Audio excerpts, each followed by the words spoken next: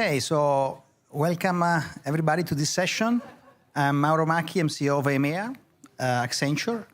And I'm pleased to be joined here by Paul Hudson, which is the CEO of Sanofi. So it's a great pleasure to be with you, Paul, today. Pleasure to be here. And the topic is really about innovation. The exact title is Fostering Global Innovation.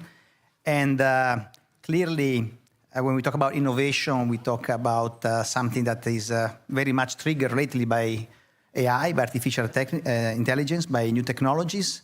And when we look at industries, clearly pharma is one where innovation is extremely fundamental and important. So before we jump into the topic, maybe be connected, I know, Paul, you are a big fan of Formula One. I'm also a big fan of Formula One, but this year I think was much better for your team compared to the one which I support, which is Ferrari. But you had a great year with McLaren. So what are your thoughts on the year? And I know that you also celebrated with them. Well, I think the first thing is that it's been quite a few years since Ferrari had a good season. So I wish you luck with that. We have a technical sponsorship with McLaren Formula One that we started at the World Economic Forum in 2020. I was at a sustainability dinner and we were talking to different sports. They're modernizing, of course, engines are more efficient, etc. And I was toying with the idea of a technical partnership. We don't put our name on a car, we're in healthcare, it's not really what we do. What we did do, though, was bring engineers from the Formula One team that used to travel all over the world with the team, but now don't want to, they have families or what have you. And they worked, we had at the time 80 manufacturing sites. They worked with our manufacturing engineers on improving our efficiency, changeover between shifts and things like this. And they unlocked around about 400 million in the first year of capacity that they unleashed. And we give them a modest amount because we're not, again, at the races and doing everything else. But they really inspired our people. And one of the things that we do at Sanofi, I think particularly well, is we collaborate externally with partners at scale because I see them as pace setters in a marathon race.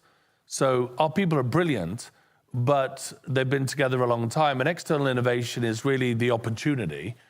But we want people to run alongside us and make us run faster. And so if we're running a marathon and we want to break a world record, which is sort of how we feel, we work with McLaren, we work with different businesses, Accenture, to make sure that on specific projects, they are incentivized to run faster than us. It pulls us along. We get a better outcome, and then we never go back to where we were. We start from a new, faster pace, and it's brilliant. And it's works. We have more success than failure that way. Well, that's quite fascinating because you touched three key points. You touched upon the fact of having some models and learning from other industries, from other sectors, from sports. Advanced engineering, you touched upon the fact that you need to focus on the outcome. You mentioned the results and the outcome, so very pragmatic in terms of innovation needs to drive outcome.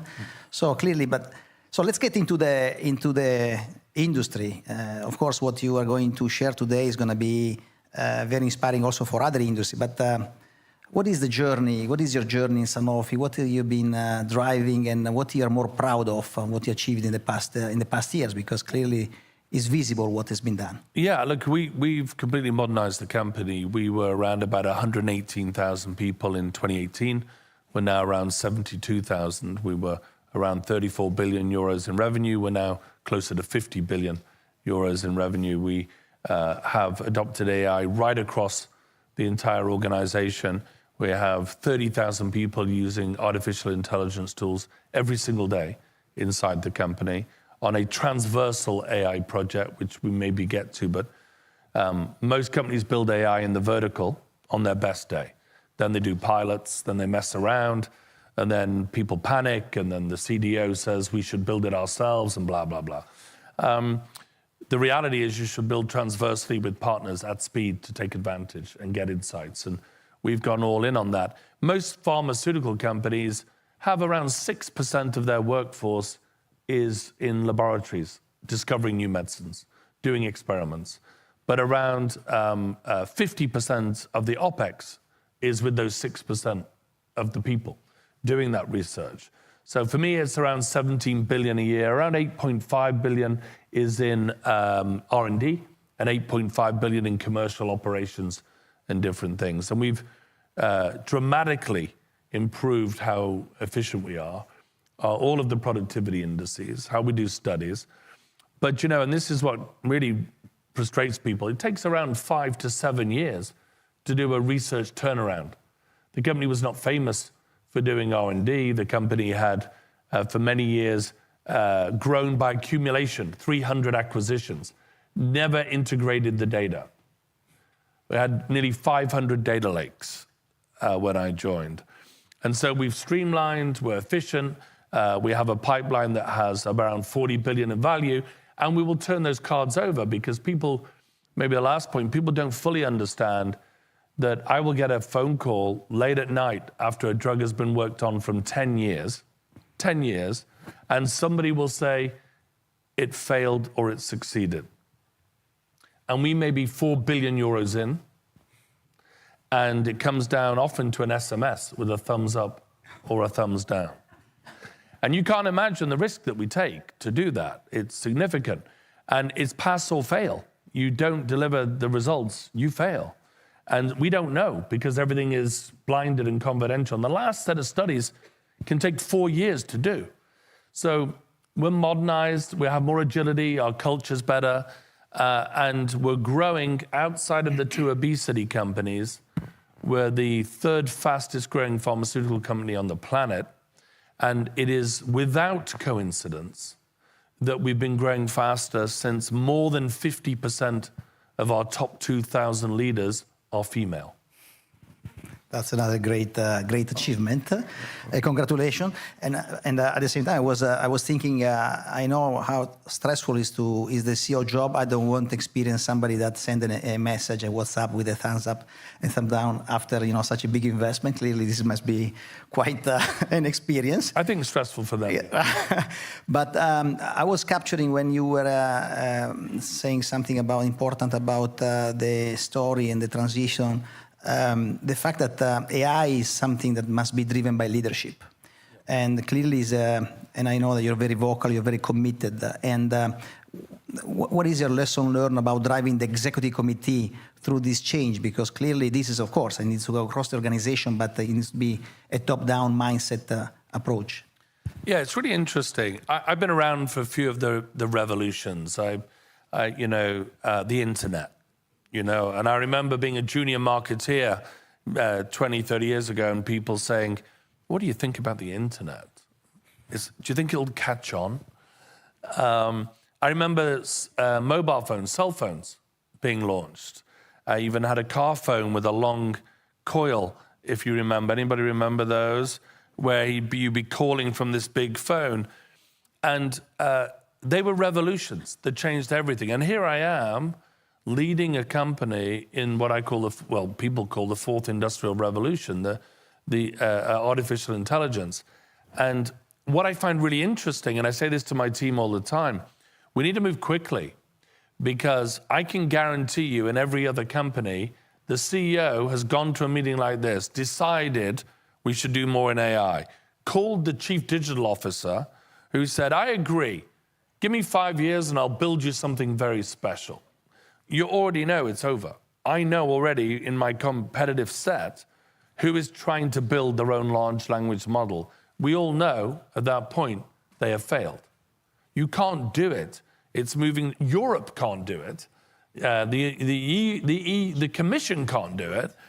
And so you can't think in a company, so I'm reasonably well quoted as saying you can't delegate the revolution. You have to lead it from the top because the biggest barrier to AI adoption is the fact that people don't want to know the truth. So what happens, people readily use, say, ChatGPT to synthesize a subject they don't know anything about. And they're delighted that they can get a somewhat factual summary of everything that is available in the planet. But if you give people in your company the same opportunity, give me a summary of the business performance in Brazil. Now, it may be good, it may be bad. Don't need to ask a human. I used to fly to Brazil, look at the leaders, and make my decision. Now I can ask our own large language model. But people panic because the people in Brazil, then the regional head for LATAM, and then North America, like, Paul, you don't understand. You know, you may have the data, but I need to tell you what to think about the data. I need to write a PowerPoint slide deck to tell you that bad is actually good. And so people are frightened of the level of transparency, speed, and synthesis. So in big companies, the bigger you are, the less AI you have, because the more scared people are. And they tell you they're worried about their jobs, but they're not. They're worried about people knowing what's really going on. And artificial intelligence doesn't have a career at stake. It doesn't matter what it says. It doesn't care what it says. And we use it all the time now in governance committees to give us a first view on a subject, because we know we're getting a view that is without bias.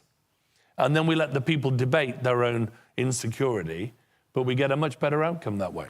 Yeah. This morning early we were discussing in the previous panel about the workforce transformation, how important it is for workforce to trust AI, and I capture your message about clearly some people being really afraid because this is what's happening in most organizations. How did you manage a bit this change management approach? And because of course we need to explain that human is in the lead, human is not in the loop. That is augmenting skills. You can be the best version of yourself as a worker, the best version. So it's really making them understand that is a fundamental approach to evolve, how output are produced and so on. Well, look, this whole thing about AI replacing jobs, we know it will some. It's often the jobs that people don't want to do anyway, but it's also livelihoods and families and households. So we're not casual. But you know the rule. AI doesn't replace humans. AI replaces humans that don't use AI. So if you're in a function and you're using AI to drive a much more productive outcome, then you're good. If you're fighting the revolution, you're not in a good spot. And I've had plenty of examples of that. But if you welcome it, for example, many of our financial forecasting teams around the world, they're brilliant, but they know that a large language model can do a more accurate job faster. So you could say, I'm worried about my job, or you could move your job to be a little bit more, let's assume the large language model is more accurate, and it is. Now I've got the information faster and more accurate. In my role, what am I going to do with it? My job is now to make the insight from that. What are we going to take as an action based on I now know something more accurate and faster than I used to know? If you fight it and say, I don't want it, you're not as accurate. It's a slow, painful exit. But if you say, I got the information faster, my job is to add value, not to try and question the algorithm, of course, checks, of course, responsible AI. But it's just interesting. People talk about the jobs. I wasn't here this morning, regrettably, but the biggest issue is culture change. It is not job losses. Yeah. I can't replace enough jobs with AI to improve my multiple as a stock. I cannot cut enough jobs to make the company more valuable. So we need to get over ourselves a little bit and say, where can we move faster than our competition, and what can that look like? And for me, the culture piece is the radical piece. And therefore, it's the workflow. If you're a big company that says, we're piloting an AI initiative, it'll report out in 2 years. That's what normally happens. We don't do it that way. We said, for example, in 2021 rather, that in 2022, we would use AI as a base case for forecasting 250,000 SKUs over 200 countries real time. And AI would be the base case, and it would be non-negotiable. Non-negotiable. And that would free up capacity for our people to think about outcomes and action and productivity gains. You had to change the workflow. If you don't make a statement that actually, instead of presenting 1,000 slides to me at a budget review, it's much better if we just use AI as a base case together. If we do that, The workflow changes. So people don't try and create PowerPoint and Excel. They just do that. And if you don't change workflow and culture, you are either Kodak or Blockbusters eventually. And again, you mentioned the topic of going faster, which goes back to the Formula One, by the way, very connected with what we said before. And the cultural change, I fully agree that is going to be a mindset shift. Now, in addition of scaling, what is the next challenge? What do you see going in the next couple of years, in terms of future challenges? Of course, scaling, industrializing, extracting more value. But what do you see the next challenge, the next couple of years? Well, I think we've now gone to super agents in the business. I have my own CEO agent that when I wake up, I take a quick look, and it's like Instagram, and it tells me where my opportunities and threats are. For the day, for the month, for the quarter, for the year, and the long-range plan, real time, without anybody being involved. It's just looking at all of the data worldwide and giving me the insight. We'll move to autonomous agency.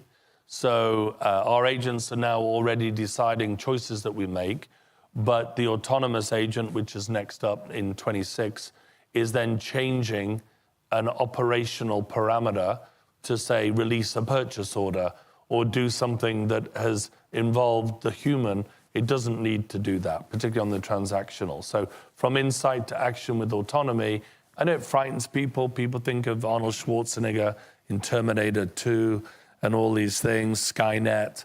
Yes, there are governances. I'm not getting away from that. We're in a controlled quarantine environment. We use our own AWS workspace, and nobody has access to our data. But autonomy is next. Then it would go to humanoid. So for us, with manufacturing so many medicines and vaccines, the use of humanoids to reduce the risks of accidents at work and to be working 24/7 is, the next step. And we're doing some pilot work in China, in Beijing, on building a new facility where we will look at what they can do to augment, again, to reduce the work that people didn't want to do. And that's quite important stuff. So we see it going there, and ultimately we've created our own very specific models for discovering new medicines. There's somewhere in the region of 7,000 known diseases, and there's only somewhere in the region of 2,000 medicines. And there's a reason that many diseases are not treated. We can't design molecules that will actually attach to the disease. Many of you are familiar that, particularly that a cancer tumor evolves. They're clever. They wear a cloak. They go cold. They go hot. They come and go. They adapt. And they do that for survival. You can't develop a medicine that continually adapts, and it takes a long time. So consequently, a lot of effort now is going into the next wave of innovation, using the scale of generative AI and quantum to design molecules and vaccines and proteins that can lock on to something, a little bit like a missile chasing a fighter jet, heat-seeking.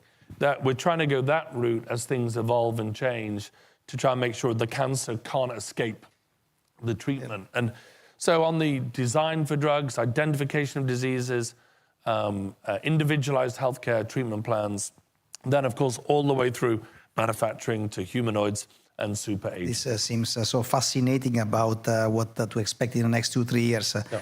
So we have a few minutes left, Paul. What a piece of advice you would give to, beyond your industry, of course, but clearly, as I said at the beginning, pharma, in general, life science is quite ahead of the pack. We've seen some analysis in terms of adoption, in terms of investment. Some industries are clearly much behind. What is the piece of advice after, these years of experience, things to get right, in this journey? Well, I learned painfully that, that people are the opportunity and the resistance to the new technologies, and we have to be better than our peers to create value and to do important things for patients. So we know that, but we've learned such a great deal about how complicated it is, but how important a moment it is. For me, trying to create a culture that it will take risk. Thoughtful risk, we call it, but risk that is worth taking in pursuit of something groundbreaking happening. We talked about partnerships. We work with a lot of very large partners, including yourselves, and we in 26 will probably make it more difficult for partners to work with us who don't collaborate in our large language model on the project. Because I don't need people that I'm spending $200-400 million with a year reporting back in a paper-based quarterly update on how the project is going. I want real time included in our large language model, in our workspace, in our tools. And it'll be very difficult to pitch or submit an RFP unless you succumb to the fact that the real-time data from the collaboration will be in our model. And if you're insecure about that, we won't work with you because we think we can get much more efficiency. We'll pay you the right price. It's not the issue. But we think we can get more insights that way. After all, it's our project, right? And so we should, that's evolving so quickly. The traditional vendor relationship has gone. It's true partners, and it's partners with transparency and the new tools that are going to win in the future race, because we can't innovate everything.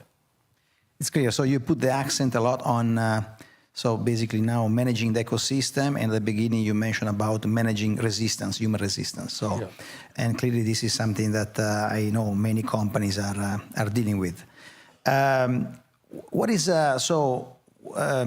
your view on you're a global company, so what is your view about how this is adopted in different regions of the world? You know, you see a bit of differences. You see a different. Well, it's quite interesting, and I had the opportunity to be in Aix last summer at the French Economic Forum, and which, if you haven't been, you should go, but be aware that it's outdoors in July, in a tent. But I made a comment. I didn't think it was controversial, but I found it quite interesting. I was asked about EU competitiveness. And what I commented was that the first large language models have come out of Silicon Valley, of course, and that's great and not unexpected. The capital's there, the university's there, in many ways, the brains and the incentive is there. Europe was theoretically right behind it, Mistral, of course, here in France, and China a little further back. Now, what's interesting is everybody started on the AI race in the world at roughly the same time. And you emerged as you'd expect. America first, Europe a little behind, but Europe's got a lot of great universities. China further behind. You fast forward a year or two, Europe's now struggling to govern between countries on AI initiatives. It's taken the prioritization of regulation over opportunity. It's more concerned that Germany and France play fairly in the AI sandbox together, which means the US gets further ahead. Meanwhile, China came on the outside with deep seek and has now, with the resourcing and the compute, gone ahead. So remember, we all roughly got this technology at the same time. And Europe is now third and may fall even further behind because it's failing to understand the opportunity for the collective of the EU to win together. And it's more paranoid about rules and regulations, which are important. But when you read Draghi's report, it becomes quite clear that Europe has very little interest in being competitive. It has more interest in maintaining the status quo, which means, sadly, it'll fall further behind. And as a region, that worries me. I'm European.